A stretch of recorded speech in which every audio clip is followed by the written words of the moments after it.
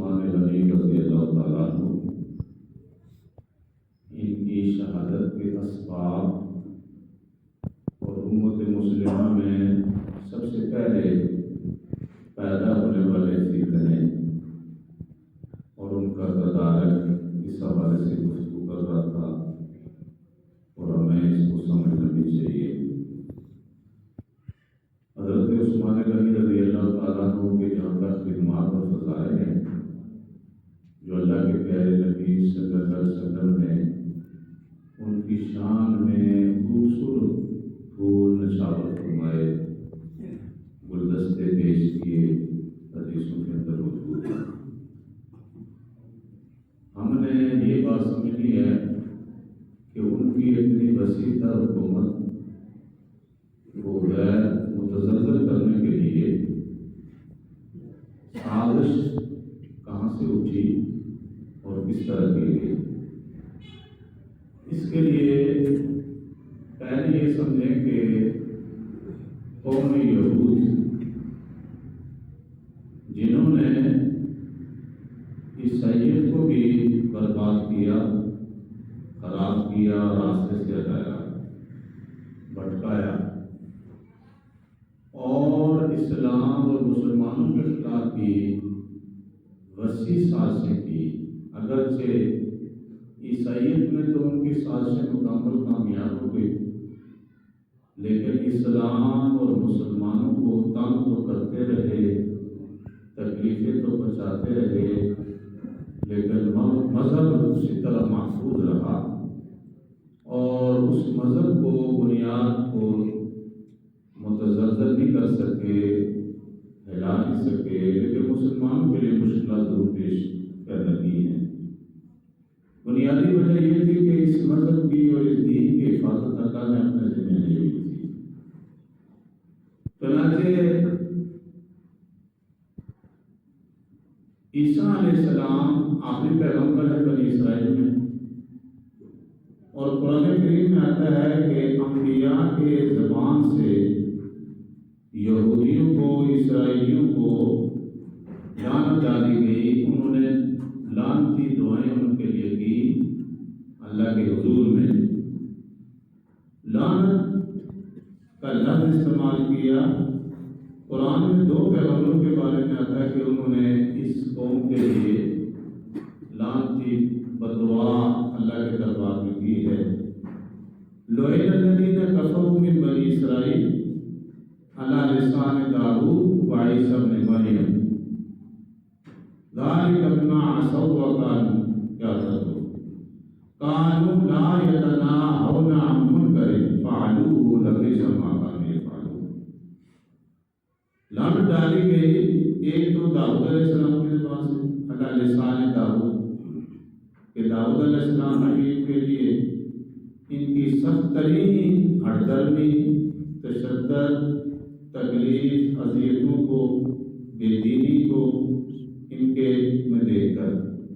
دوسرا آخری حضرت عیسیٰ علیہ السلام کے سارے میں جو ظلم کیے، زیادتیاں کی، رکاوٹیں ڈالی، طرح طرح کے الزام لگائے، سخت تکلیفیں اذیتیں پہنچائی، اور اللہ نے ان کو تو اٹھا لیا، لیکن اس قوم کے لیے وہ ایسی بددعا کر گئے کہ اللہ نے ان کو ہدایت سے محروم کر دیا، اور ذلت، رسوائی اور خواری کا یہ عبرت بن گئی۔ لیکن اسی وجہ سے انہوں نے پھر عیسائیت کو برباد و خراب کرنے کی ہر طرف سے منصوبے شروع کیے۔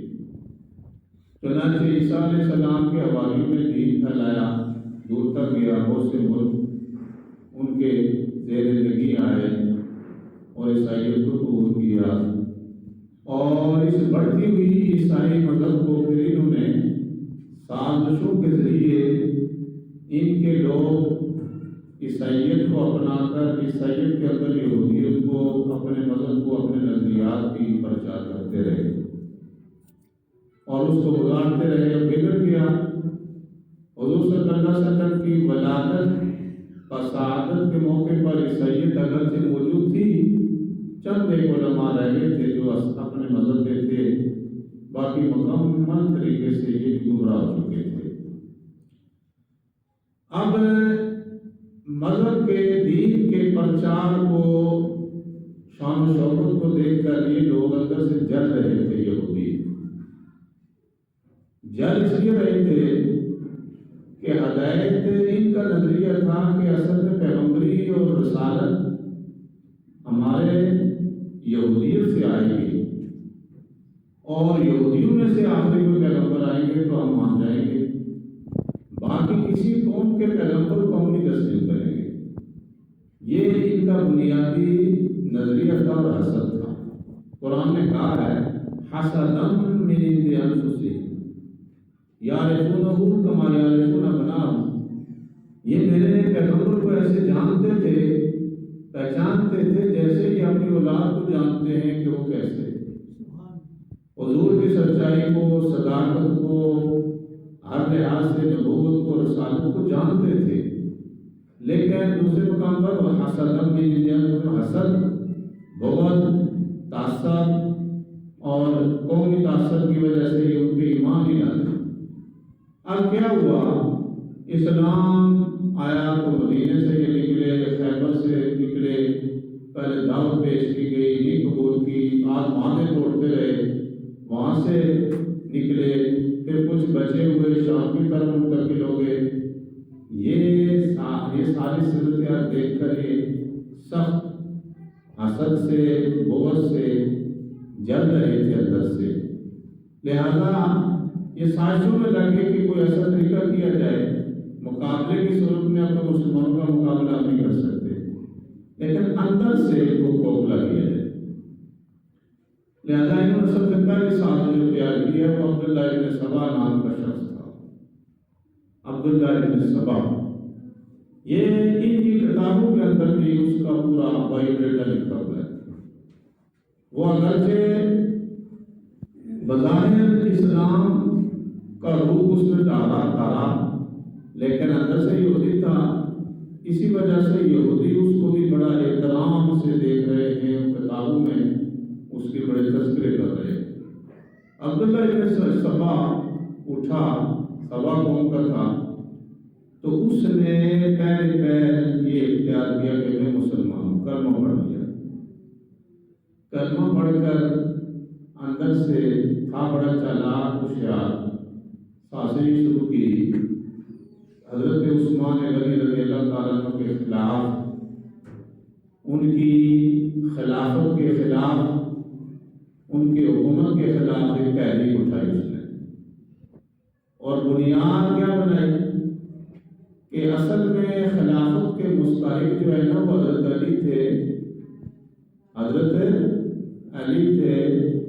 تو یہ جو انہوں نے خلافت اختیار کی، حضرت عمر نے، حضرت صدیق اکبر نے، حضرت عثمان نے، یہ بڑا ایک ظلم کیا، زیادتی کی ہے اور خلافت کو غصب کیا ہے.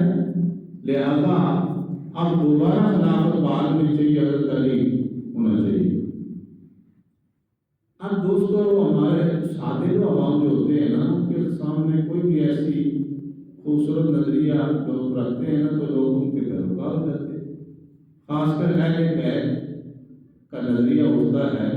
جب شیعہ اہل بیت کا نام لیتے ہیں تو سنی ہمارا بھی نعرے لگانے لگتے ہیں کہ نہیں ہے. ہمارے سنی بھی پہلے نہیں پتا تھا نا تو نعرے لگانے شروع ہو دیتے. تو اہل بیت کو مانتے تو ہیں، لیکن جو اہل بیت کا نظریہ اٹھا کر کچھ کرنا اور ہوتے ہیں ان کو پہچانا کریں. جن کا تحریک اور ہوتی ہے، اندر منصوبے اور ہوتے ہیں، نام اہل بیت کا لیتے ہیں، بعض کا نام حضور کا لے لیتے ہیں، تو پیچھے کام کچھ اور کرنا چاہتے ہوتے ہیں. اس کے لیے پھر ظاہر ہے کہ محقق علماء کی تحقیق کو سمجھنا بھی چاہیے، پوچھنا بھی چاہیے، ان کے رہنمائی دینی چاہیے، تب یاد ہو سکتا ہے. اب کیا ہوتا ہے کہ اس نے یہ نعرہ پہلا اٹھایا کہ حضرت علی کو خلیفہ ہونا چاہیے. تھوڑا وقت گزرا، نعوذ باللہ من ذالک، اس نے ایک اور کفر اٹھا دیا. حضرت علی جو ہے نا وہ خود خدا ہے. حضرت علی خود خدا ہے، اور اللہ نے علی کو اپنی عکس میں، حلول میں، دنیا تعالیٰ ہی علی بن کر آئے ہیں۔ اب ایک اور فتنہ کھڑا ہو گیا۔ اب دوستو اس طرح کے باطل نظریات اس نے پھیلانا شروع کر دیے، گروپ بنانا شروع کر دیا، کمزور لوگوں کے عقائد پہ حملہ شروع کر دیا۔ پھر اس کے بعد کیا ہوتا ہے، کیسے حالات پیدا ہوتے ہیں، انشاءاللہ۔ ربنا